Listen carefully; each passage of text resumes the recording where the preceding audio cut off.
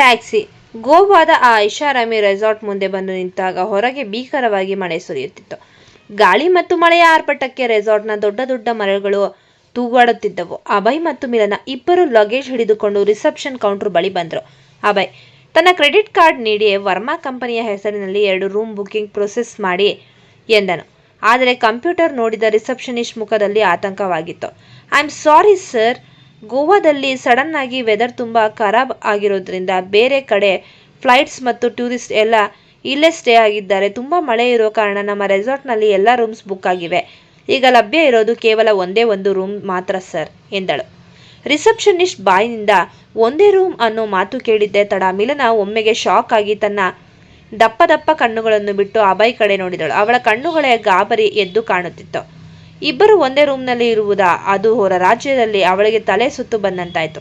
ಆದರೆ ಅಭಯ್ ಮಾತ್ರ ಯಾವುದೇ ಗೊಂದಲವಿಲ್ಲದೆ ತುಂಬಾ ಕೂಲ್ ಆಗಿ ರಿಸೆಪ್ಷನಿಸ್ಟ್ ಕಡೆ ತಿರುಗಿ, ಇಟ್ಸ್ ಓಕೆ, ಆ ಒಂದೇ ರೂಮ್ ಕೀ ನಮಗೆ ಕೊಡಿ, ನಾವು ಅಡ್ಜಸ್ಟ್ ಮಾಡ್ಕೊತೀವಿ ಎಂದು ಕಾರ್ಡ್ ಸ್ವೈಪ್ ಮಾಡಲು ಒಪ್ಪಿಗೆ ಕೊಟ್ಟನು. ಅಭಯ್ ಓಕೆ ಎಂದ ತಕ್ಷಣ ಮಿಲನಾಗೆ ಸಿಟ್ಟು ಮತ್ತು ಮುಜುಗರ ಒಟ್ಟಿಗೆ ಬಂದವು. ಅವಳು ತಕ್ಷಣ ಅಭಯ್ನ ಕೋಟಿನ ತೋಳನ್ನು ಹಿಡಿದು ಮೆಲ್ಲನೆ ಪಕ್ಕಕ್ಕೆ ಎಳೆದುಕೊಂಡು ಬಂದಳು. ಮಿಲನ ಸಿಟ್ಟಿನಿಂದ ಕಣ್ಣು ಕಿರಿದುಗೊಳಿಸಿ ಧ್ವನಿ ತಗ್ಗಿಸಿ, ಸರ್ ಸ್ವಲ್ಪ ಹೀಗೆ ಬನ್ನಿ ಇಲ್ಲಿ. ಏನ್ರಿ ಸರ್ ನಿಮ್ಮ ಮನಸ್ಸಿನಲ್ಲಿ ಇದೆ? ಒಂದೇ ರೂಮ್ ಅಂತ ಅವಳು ಹೇಳ್ತಿದ್ದಾಳೆ, ನೀವು ನೋಡಿದ್ರೆ ಯೋಚನೆಯೇ ಮಾಡದೆ ಓಕೆ ಅಂತಿದ್ದೀರಾ. ನಾನು ನಿಮ್ಮ ಜೊತೆ ಒಂದೇ ರೂಮ್ನಲ್ಲಿ ಇರೋಕೆ ಆಗಲ್ಲ ಎಂದು ತರಾಟೆಗೆ ತೆಗೆದುಕೊಳ್ಳಲು ಶುರು ಮಾಡಿದ್ಲು. ಅಭಯ್ ಮೆಲ್ಲನೆ ನಗುತ್ತಾ ಅವಳ ಕೋಪವನ್ನು ಎಂಜಾಯ್ ಮಾಡಿದನು. ನಂತರ ರೆಸಾರ್ಟ್ನ ಆ ದೊಡ್ಡ ಗ್ಲಾಸ್ ವಿಂಡೋ ಕಡೆ ಕೈ ತೋರಿಸಿ ಅವಳ ಮುಖವನ್ನು ಹೊರಗಡೆ ತಿರುಗಿಸಿದನು. ಅಭಯ್ ತುಂಬಾ ಸಾಫ್ಟ್ ಆಗಿ ಪ್ರೀತಿಯಿಂದ, ಮಿಸ್ ಮಿಲನ, ಸಡನ್ ಆಗಿ ಈ ಬಿಸಿನೆಸ್ ಮೀಟಿಂಗ್ ಫಿಕ್ಸ್ ಆಗಿದ್ದರಿಂದ ನಾನೇನು ಮೊದಲೇ ಪ್ಲಾನ್ ಮಾಡೋಕೆ ಆಗ್ತಿಲ್ಲ. ಗೋವಾಗೆ ಬಂದರೆ ರೂಮ್ ಆರಾಮಾಗಿ ಸಿಗುತ್ತೆ ಅಂದ್ಕೊಂಡು ಬಂದ್ಬಿಟ್ಟಿದ್ದೆ. ಆದರೆ ಇಲ್ಲಿ ಪರಿಸ್ಥಿತಿ ನೋಡಿದ್ರ? ಈ ರೆಸಾರ್ಟ್ ನಮ್ಮ ಮೀಟಿಂಗ್ ಸ್ಪಾಟ್ಗೆ ತುಂಬ ಹತ್ತಿರ ಇದೆ. ಈ ಮಳೆಯಲ್ಲಿ ಮತ್ತೆಲ್ಲಿ ನಾವು ಬೇರೆ ಎಲ್ಲೋ ರೂಮ್ ಹುಡುಕಿಕೊಂಡು ಹೋಗೋಣ ಅಂತೀಯಾ? ಒಮ್ಮೆ ಆ ವಿಂಡೋಯಿಂದ ಹೊರಗಡೆ ನೋಡು, ಎಷ್ಟು ಭೀಕರವಾಗಿ ಮಳೆ ಬರ್ತಿದೆ. ವೆದರ್ ಬೇರೆ ಸರಿ ಇಲ್ಲ ಅಂತ ಟಿವಿ ಇನ್ಫಾರ್ಮೇಶನ್ ತೋರಿಸಿದೆ. ಈಗ ಹೊರಗೆ ಹೋಗಿದ್ರೆ ಸಿಕ್ಕಿ ಹಾಕಿಕೊಳ್ತೀವಿ. ಮಿಲನ ಕಿಟಕಿಯ ಆಚೆ ನೋಡಿದಳು. ನಿಜಕ್ಕೂ ರಸ್ತೆಗಳೆಲ್ಲ ನೀರಿನಿಂದ ತುಂಬಿ ಹೋಗಿದ್ದವು. ಹೊರಗೆ ಹೋಗುವುದು ಅಸಾಧ್ಯವಾಗಿತ್ತು.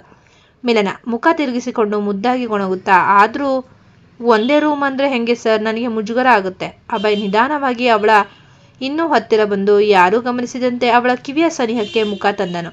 ಅಭಯ್ ತುಟಿ ಅಂಚಿನಲ್ಲಿ ಸಣ್ಣದೊಂದು ಗಂಭೀರ ನಗು ಬೀರುತ್ತಾ ಪಿಸುಗುಟ್ಟುವ ಧ್ವನಿಯಲ್ಲಿ, ನೋಡು ಮಿಲನ, ನಿನ್ನ ಬಾಸ್ ಆಗಿ, ನಿನ್ನನ್ನು ಪ್ರೀತಿಸೋ ಗಂಡಸಾಗಿ ನನ್ನ ಮೇಲೆ ನಿನಗೆ ಕನಿಷ್ಠ ನಂಬಿಕೆ ಇದ್ರೆ ನೀನು ಆ ರೂಮ್ಗೆ ಇರಬಹುದು. ನಿನ್ನ ಇಷ್ಟವಿಲ್ಲದೆ ಈ ಅಭಯ್ ವರ್ಮಾ ನಿನ್ನ ಮುಟ್ಟೋಕ್ಕೂ ಹೋಗಲ್ಲ ಅನ್ನೋ ನಂಬಿಕೆ ನಿನಗೆ ಇಲ್ವಾ ಎಂದು ನೇರವಾಗಿ ಅವಳ ಹೃದಯಕ್ಕೆ ಮುಟ್ಟುವ ಹಾಗೆ ಕೇಳಿದನು. ಅಭಯ್ ಇಷ್ಟು ನೇರವಾಗಿ ತನ್ನ ನಂಬಿಕೆಯ ಬಗ್ಗೆ ಮಾತನಾಡಿದಾಗ ಮಿಲನಾಳಿಗೆ ಅವನ ಮೇಲಿದ್ದ ಗೌರವ ಇನ್ನೂ ಜಾಸ್ತಿ ಆಯಿತು.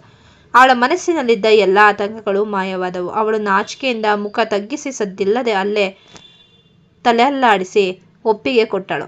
ಇಬ್ಬರು ಲಗೇಜ್ ಹಿಡಿದುಕೊಂಡು ಆ ಒಂದೇ ರೂಮಿನ ಕಡೆ ಹೆಜ್ಜೆ ಹಾಕಿದ್ದರು. ಹೊರಗೆ ಮಳೆ ಜೋರಾಗುತ್ತಿದ್ದರೆ ಒಳಗಡೆ ಇಬ್ಬರ ಹೃದಯದ ಮಧುರ ಜರ್ನಿ ಮತ್ತೊಂದು ಹಂತಕ್ಕೆ ತಲುಪಿತ್ತು. ಹೊರಗೆ ಹನಿ ಹನಿ ಮಳೆ ಸುರಿಯುತ್ತಾ ವಾತಾವರಣ ಇನ್ನೂ ಆಪ್ತವಾಗುತ್ತಿತ್ತು. ಒಂದೇ ರೂಮ್ನಲ್ಲಿದ್ದ ಮುಜುಗರವನ್ನು ಕರಗಿಸಲು ಅಭಯ್ ಮೆಲ್ಲನೆ ಮುಗುಳ್ನಗುತ್ತಾ ಮಿಲನ ಕಡೆ ತಿರುಗಿದ್ದ. ಅಭಯ್, ಮಿಸ್ ಮಿಲನ, ಈ ಸುಂದರವಾದ ವೆದರ್ನಲ್ಲಿ ರೂಮ್ ಒಳಗಡೆನೆ ಕೂತಿದ್ರೆ ಬೋರ್ ಆಗುತ್ತೆ. ಈ ರೆಸಾರ್ಟ್ ಗಾರ್ಡನ್ನಲ್ಲಿ ಒಂದು ಬ್ಯೂಟಿಫುಲ್ ಆದ ಹಟ್ ಇದೆ, ಅಲ್ಲಿಗೆ ಡಿನ್ನರ್ ಮಾಡೋಕೆ ಹೋಗೋಣ ಬನ್ನಿ. ಮಿಲನ ಕೂಡ ನಾಚಿಕೆಯಿಂದ ತಲೆ ಅಲ್ಲಾಡಿಸಿ ಒಪ್ಪಿಕೊಂಡಳು. ಇಬ್ಬರು ರೆಸಾರ್ಟ್ನ ಆ ಸಾಂಪ್ರದಾಯಿಕ ಶೈಲಿಯ ಮುದ್ದಾದ ಹಟ್ ಒಳಗೆ ಬಂದು ಕುಳಿತರು. ಹಟ್ನ ಸುತ್ತಲೂ ತೆರೆದ ವಾತಾವರಣವಿದ್ದರೂ ಕೇವಲ ಹುಲ್ಲಿನಿಂದ ಮಾತ್ರ ಇತ್ತು. ಸುತ್ತಲೂ ಮಳೆಯ ಹನಿಗಳು ಬೀಳುವ ತಣ್ಣನೆಯ ಸದ್ದು, ಮಣ್ಣಿನ ಸುವಾಸನೆ ಇಬ್ಬರ ಮನಸ್ಸನ್ನು ಪ್ರಫುಲ್ಲಗೊಳಿಸಿತ್ತು. ಅಭಯ್ ರೆಸಾರ್ಟ್ನ ಬಾರ್ ಕೌಂಟರ್ ಕಡೆ ಹೋಗಿ ಅಲ್ಲಿ ಲೈವ್ ಮ್ಯೂಸಿಕ್ ನುಡಿಸುತ್ತಿದ್ದ ಕಲಾವಿದನ ಹತ್ತಿರ ಮಾತನಾಡಿ ಸ್ವಲ್ಪ ಹೊತ್ತು ಅವನ ಗಿಟಾರನ್ನು ಬಾಡಿಗೆಗೆ ಪಡೆದುಕೊಂಡು ಹಟ್ ಒಳಗೆ ಮರಳಿ ಬಂದನು. ಅಭಯ್ ತನ್ನ ಕೈಯಲ್ಲಿ ಗಿಟಾರ್ ಹಿಡಿದುಕೊಂಡು ಕಣ್ಣುಗಳನ್ನು ಮಿಟುಕಿಸುತ್ತಾ ಮಿಲನಾಳ ಎದುರು ಕುಳಿತುಕೊಂಡಾಗ ಅವಳು ಆಶ್ಚರ್ಯದಿಂದ ಕಣ್ಣು ಅರಳಿಸಿದಳು. ಮಿಲನ ತುಂಬಾ ಅಚ್ಚರಿಯಿಂದ, ಸರ್ ನೀವು ಗಿಟಾರ್ ಕೂಡ ನುಡಿಸ್ತೀರಾ? ಇದು ನನಗೆ ಮೊದಲ ಗೊತ್ತಿರಲಿಲ್ಲ. ಅಭಯ್ ತುಂಟತನದಿಂದ ರಗಡಾಗಿ ನಗುತ್ತಾ, ನಿನಗೆ ಗೊತ್ತಿರದ ವಿಷಯಗಳು ಇನ್ನೂ ಬಹಳಷ್ಟಿವೆ ಮಿಲನ. ಇವತ್ತು ಈ ಹನಿ ಹನಿ ಮಳೆಯ ರಾತ್ರಿ ಬರೀ ಆಫೀಸ್ ಕೆಲಸದ ಮಾತು ಬೇಡ, ನಿನ್ನ ಮುಖದಲ್ಲಿರೋ ಆ ಸುಸ್ತನ್ನು ಬೇಸರವನ್ನು ಕರಗಿಸೋಕೆ ಈ ಸಂಗೀತ. ಅಭಯ್ ಮೆಲ್ಲನೆ ಗಿಟಾರ್ನ ತಂತಿಗಳನ್ನು ತನ್ನ ಬೆರಳುಗಳಿಂದ ಮೀಟಲು ಶುರು ಮಾಡಿದನು. ಆ ಮಳೆಯ ತಣ್ಣನೆಯ ಹನಿಗಳ ಸದ್ದಿನ ನಡುವೆ ಗಿಟಾರ್ನ ಮೃದುವಾದ ಹಿತವಾದ ಪ್ರೇಮ ಗೀತೆಯ ರಾಗಗಳು ಹಟ್ನ ತುಂಬ ಹರಡಿದವು. ಅವನ ಬೆರಳುಗಳ ಚಲನೆ ತುಂಬ ಅಚ್ಚುಕಟ್ಟಾಗಿತ್ತು. ಮಿಲನ ಒಂದು ಕ್ಷಣ ದಂಗಾಗಿ ಕಣ್ಣು ಪಿಟಕಿಸದೆ ಅವನನ್ನೇ ನೋಡುತ್ತಿದ್ದಳು. ಆಫೀಸ್ನಲ್ಲಿ ಸದಾ ಕಠಿಣವಾಗಿ ರಗಡಾಗಿ ಮಾತನಾಡುವ ತನ್ನ ಸಾಹೇಬನ ಕಣ್ಣುಗಳಲ್ಲಿ ಈಗ ಕೇವಲ ತನಗಾಗಿ ಮಿಡಿಯುತ್ತಿರುವ ಪವಿತ್ರವಾದ ಪ್ರೀತಿ ಮತ್ತು ಶಾಂತತೆ ಮಾತ್ರ ಎದ್ದು ಕಾಣ್ತಿತ್ತು. ಸಂಗೀತದ ಒಂದೊಂದು ನಾದವು ಅವಳ ಹೃದಯವನ್ನು ನೇರವಾಗಿ ಮುಟ್ಟುತ್ತಿದ್ದವು. ಗಿಟಾರ್ ನುಡಿಸಿ ಮುಗಿಸಿದ ಮೇಲೆ ಅಭಯ್ನ ಹತ್ತಿರದಲ್ಲೇ ಇದ್ದ ವೇಟರ್ಗೆ ಸಣ್ಣದಾಗಿ ಸನ್ನೆ ಮಾಡಿದ್ದ. ತಕ್ಷಣ ಆ ಹಟ್ನ ಟೇಬಲ್ನ ಮೇಲೆ ಸಣ್ಣ ಮೇಣದ ಬತ್ತಿಗಳನ್ನು ಬೆಳಗಿಸಿ ಕ್ಯಾಂಡಲ್ ಲೈಟ್ ಡಿನ್ನರ್ ಸಿದ್ಧಪಡಿಸಲಾಯಿತು. ಸುಂದರವಾದ ಖಾದ್ಯಗಳ ಮೇಲೆ ಆ ಮೇಣದ ಬತ್ತಿಯ ಬೆಳಕು ಬಿದ್ದು ವಾತಾವರಣ ಇನ್ನೂ ರೊಮ್ಯಾಂಟಿಕ್ ಆಯಿತು. ಇಬ್ಬರು ಸದ್ದಿಲ್ಲದೆ ಡಿನ್ನರ್ ಮಾಡಲು ಶುರು ಮಾಡಿದ್ರು. ಮಿಲನ ಅಭಯ್ ಕಣ್ಣುಗಳನ್ನೇ ದಿಟ್ಟಿಸುತ್ತಾ ನಾಚಿಕೆಯಿಂದ ತುಟಿ ಕಚ್ಚಿ, ಸರ್, ನೀವು ಇಷ್ಟೊಂದು ರೊಮ್ಯಾಂಟಿಕ್ ಅಂತ ನಾನು ಕನಸಿನಲ್ಲೂ ಅನ್ಕೊಂಡಿರಲಿಲ್ಲ. ಇವತ್ತು ನಡೆದಿದ್ದೆಲ್ಲ ಯಾವುದೋ ಸುಂದರವಾದ ಕಲ್ಪನೆ ಹಾಗೆ ಅನ್ನಿಸ್ತಿದೆ. ಅಭಯ್ ಅವಳ ಹತ್ತಿರ ಬಂದು ಆಕೆಯ ಮೃದುವಾದ ಕೈಗಳನ್ನು ತನ್ನ ಕೈಯಲ್ಲಿ ಬಿಗಿಯಾಗಿ ಹಿಡಿದುಕೊಂಡು ಪಿಸುಗುಟ್ಟಿದ್ದ. ಮಿಲನ, ಇವತ್ತಿನ ಈ ದಿನ ನಿನಗೆ ಅಷ್ಟು ಸುಲಭವಾಗಿ ಸಿಗ್ತಿಲ್ಲ. ಸೂರಜ್ ಮತ್ತು ವೀಣಾ ನಿನ್ನ ಲೈಫ್ಗ ಹಳ್ಳಿಯಲ್ಲಿ ಬೆಂಕಿ ಹಚ್ಚೋಕೆ ಮಾಡಿದ ಪ್ಲಾನ್ ನನಗೆ ಗೊತ್ತು. ಆದರೆ ನಿನ್ನನ್ನು ಇವತ್ತು ಹೀಗೆ ಈ ಮಳೆಯಲ್ಲಿ ನಿನ್ನ ಆಸೆಗಳನ್ನು ಪೂರೈಸಿ ಇನ್ಮೇಲೆ ನಿನ್ನ ಮುಖದಲ್ಲಿ ಈ ಮುದ್ದಾದ ನಗು ನೋಡೋದೇ ಈ ಅಭಯ್ ವರ್ಮನ ದೊಡ್ಡ ಬಿಸ್ನೆಸ್. ಇನ್ಮೇಲೆ ಈ ಪ್ರಪಂಚದಲ್ಲಿ ನಿನ್ನನ್ನು ದುಃಖಪಡಿಸೋಕೆ ಯಾರ ಹತ್ತಿರವೂ ಶಕ್ತಿ ಇಲ್ಲ. ಅಭಯ್ ಇಷ್ಟು ಆಪ್ತವಾಗಿ ತನಗಾಗಿ ಭರವಸೆ ನೀಡಿದಾಗ ಮಿಲನಾಗೆ ಮೈಯೆಲ್ಲ ರೋಮಾಂಚನವಾಯಿತು. ಅವನ ಆ ಕಾಳಜಿ, ಅವನ ಕಣ್ಣುಗಳಲ್ಲಿದ್ದ ಹಕ್ಕಿನ ನಂಬಿಕೆ ಅವಳ ಮನಸ್ಸನ್ನು ಪೂರ್ತಿಯಾಗಿ ಗೆದ್ದಿತ್ತು. ಆ ಹನಿ ಹನಿ ಮಳೆಯ ರಾತ್ರಿಯಲ್ಲಿ, ಆ ಸಂಗೀತದ ನಾದದಲ್ಲಿ ಇಬ್ಬರು ಬರೀ ಆಫೀಸ್ ಬಾಸ್ ಸೆಕ್ರೆಟರಿ ಆಗಿರದೆ ತಮ್ಮ ಬಾಳಿನ ಹೊಸ ಮಧುರ ಅಧ್ಯಾಯವನ್ನು ಪ್ರೀತಿಯಿಂದ ಆರಂಭಿಸಿದ್ದರು. ಇತ್ತ ಬೆಂಗಳೂರಿನಲ್ಲಿ ಅಭಯ್ ಮತ್ತು ಮಿಲನ ಗೋವಾದ ಆ ಹಟ್ಗೆ ಒಳಗೆ ರೊಮ್ಯಾಂಟಿಕ್ ಆಗಿ ಸಮಯ ಕಳೆಯುತ್ತಿದ್ದರೆ ಸೂರಜ್ ಮತ್ತು ವೀಣಾ ಸುಮ್ಮನೆ ಕೂರ್ಲಿಲ್ಲ. ಅವರು ಕೇವಲ ಹಳ್ಳಿಯ ಕಥೆಯನ್ನು ಅಷ್ಟೇ ಮಾಡದೆ ಅಭಯ್ಗೆ ಗೋವಾದಲ್ಲಿ ಬಿಸ್ನೆಸ್ ಮೀಟಿಂಗ್ಗೆ ಹೋದಾಗ ಅಲ್ಲಿ ಅವನಿಗೆ ಅನಾಮಧೇಯವಾಗಿ ಬೆದರಿಕೆ ಕರೆಯನ್ನು ಮಾಡಲು ಪ್ಲಾನ್ ಮಾಡಿದ್ದರು. ಗೋವಾದ ರೆಸಾರ್ಟ್ನಲ್ಲಿ ಅಭಯ್ಗೆ ದೊಡ್ಡ ವೈಯಕ್ತಿಕ ಸಮಸ್ಯೆ ಸೃಷ್ಟಿಸಿ ಅವನನ್ನು ಬೆಂಗಳೂರಿಗೆ ಅರ್ಧದಲ್ಲೇ ತಲೆ ಕೆಡಿಸಿಕೊಂಡು ವಾಪಸ್ ಓಡಿ ಬರುವಂತೆ ಮಾಡುವುದು ಇವರ ಮುಂದಿನ ಕ್ರೂರ ಗುರಿಯಾಗಿತ್ತು. ಬೆಂಗಳೂರಿನ ತನ್ನ ಐಷಾರಾಮಿ ರೂಮ್ನಲ್ಲಿ ಕುಳಿತಿದ್ದ ವೀಣಾ ತನ್ನ ಫೋನ್ನಲ್ಲಿ ಬಂದ ಮೆಸೇಜ್ ಒಂದನ್ನು ನೋಡಿ ತೃಪ್ತಿಯಿಂದ ನಕ್ಕಳು. ಅವಳು ಗೋವಾದ ಆ ರೆಸಾರ್ಟ್ನ ಒಳಗೆ ತನಗಾಗಿ ಕೆಲಸ ಮಾಡುವ ಒಬ್ಬ ರಹಸ್ಯ ಇನ್ಫಾರ್ಮರ್ ಅನ್ನು ಬಿಟ್ಟಿದ್ದಳು. ಆ ರೆಸಾರ್ಟ್ನ ಮ್ಯಾನೇಜ್ಮೆಂಟ್ನಲ್ಲಿದ್ದ ಆ ವ್ಯಕ್ತಿ ಅಭಯ್ ಮತ್ತು ಮಿಲನ ಅಲ್ಲಿಗೆ ಕಾಲಿಟ್ಟಾಗಿನಿಂದ ಹಿಡಿದು ಅವರಿಗೆ ಒಂದೇ ರೂಮ್ ಸಿಕ್ಕಿದ್ದು, ಈಗ ಅವರಿಬ್ಬರು ರೆಸಾರ್ಟ್ ಗಾರ್ಡನ್ನ ಹಟ್ ಒಳಗೆ ಡಿನ್ನರ್ ಮಾಡುತ್ತಿರುವುದು, ಹೀಗೆ ಪ್ರತಿಯೊಂದು ಲೈವ್ ಅಪ್ಡೇಟ್ ಅನ್ನು ವೀಣಾಗೆ ಫೋಟೋ ಸಹಿತ ರಹಸ್ಯವಾಗಿ ಕಳಿಸುತ್ತಿದ್ದ. ಅದಕ್ಕೆ ವೀಣಾಳಿಗೆ ಅಲ್ಲಿ ನಡೆಯುತ್ತಿರುವ ಪ್ರತಿಯೊಂದು ವಿಷಯವೂ ಕೂತಲ್ಲೇ ಬೆರಳಿನ ತುದಿಯಲ್ಲಿ ಗೊತ್ತಾಗ್ತಿತ್ತು. ಅವಳು ಆ ಫೋಟೋಗಳನ್ನು ಸೂರಜ್ಗೆ ತೋರಿಸುತ್ತಾ ಮಾತನಾಡಿದಳು. ವೀಣಾ ಕ್ರೂರವಾಗಿ ನಗುತ್ತಾ, ನೋಡು ಸೂರಜ್, ಅಭಯ್ ಆ ಮಳೆಯಲ್ಲಿ ಆ ಹಳ್ಳಿ ಹುಡುಗಿ ಜೊತೆ ಹಟ್ ಒಳಗೆ ಹೇಗೆ ಎಂಜಾಯ್ ಮಾಡ್ತಿದ್ದಾನೆ ಅಂತ. ನನ್ನ ಇನ್ಫಾರ್ಮರ್ ಅಲ್ಲಿಂದ ಪ್ರತಿಯೊಂದು ಇನ್ಫಾರ್ಮೇಶನ್ ನನಗೆ ಪಾಸ್ ಮಾಡ್ತಿದ್ದಾನೆ. ಇವರಿಬ್ಬರು ಅಲ್ಲಿ ಸ್ವರ್ಗದಲ್ಲಿದ್ದೀವಿ ಅನ್ಕೊಂಡಿದ್ದಾರೆ. ಆದರೆ ನಾಳೆ ಬೆಳಿಗ್ಗೆ ನಾವು ಕಳಿಸೋ ಆ ಸರ್ಪ್ರೈಸ್ ಬೆದರಿಕೆ ಕರೆಯನ್ನು ಕೇಳಿದ ಮೇಲೆ ಆ ಅಭಯ್ ವರ್ಮ ಜೀವ ಕೈಯಲ್ಲಿ ಹಿಡಿದುಕೊಂಡು ಇಲ್ಲಿಗೆ ಓಡಿ ಬರ್ತಾನೆ ಅಲ್ವಾ? ಸೂರಜ್ ಆ ಫೋಟೋಗಳನ್ನು ನೋಡಿ ಒಳಗೊಳಗೆ ಉರಿದು ಹೋದರು, ಮುಖದಲ್ಲಿ ಕ್ರೂರವಾದ ನಗು ತಂದುಕೊಂಡು. ಸೂರಜ್, ಖಂಡಿತ ವೀಣಾ, ನೀನು ಇನ್ಫಾರ್ಮರ್ ಕೊಟ್ಟಿದ್ದು ತುಂಬ ಒಳ್ಳೆಯದಾಯಿತು. ಅಭಯ್ ವರ್ಮನ ಆ ನೆಮ್ಮದಿಯ ಪ್ರೇಮದ ಲೈಫ್ ಅನ್ನು ಕೇವಲ ಗಂಟೆಗಳಷ್ಟೇ.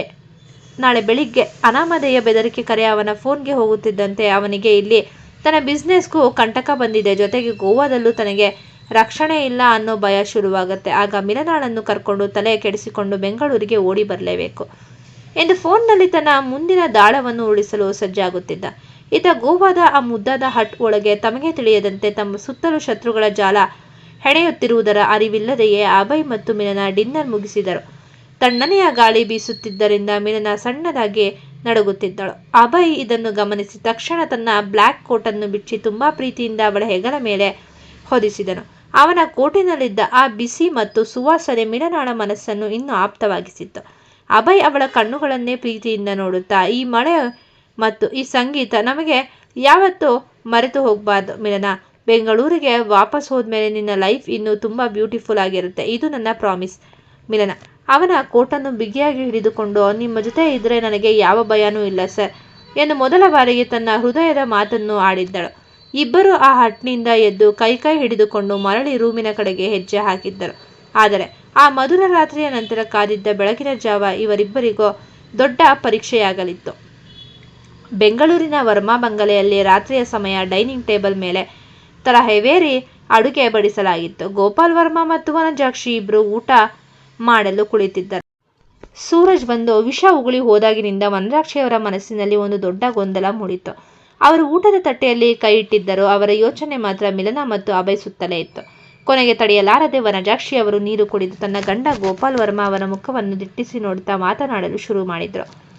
ವನಜಾಕ್ಷಿ ತುಂಬಾ ಗಂಭೀರವಾಗಿ ಮುಖದಲ್ಲಿ ಕುತೂಹಲ ಇಟ್ಕೊಂಡು, ರೀ, ನಿಮ್ಮ ಹತ್ರ ನಾನೊಂದು ಇಂಪಾರ್ಟೆಂಟ್ ವಿಷಯ ಕೇಳಬೇಕಾಗಿದೆ. ಇವತ್ತು ಆ ಸೂರಜ್ ಬಂದು ಅಭಯ್ ಮತ್ತು ಮಿಲನ ಪ್ರೀತಿ ಮಾಡ್ತಿದ್ದಾರೆ ಅಂತ ಹೇಳಿದ ತಕ್ಷಣ ನೀವು ಒಮ್ಮೆಗೆ ಕೋಪ ಮಾಡಿಕೊಳ್ಳದೆ ಅವಳು ನಮ್ಮ ಮನೆ ಸೊಸೆಯಾಗೋಕೆ ಯೋಗ್ಯಳು ಅಂತ ಅಷ್ಟು ಬೇಗ ಹೇಗೆ ಡಿಸೈಡ್ ಮಾಡಿದ್ರಿ? ನನಗೆ ಅದೇ ಆಶ್ಚರ್ಯ ಆಗ್ತಿರೋದು.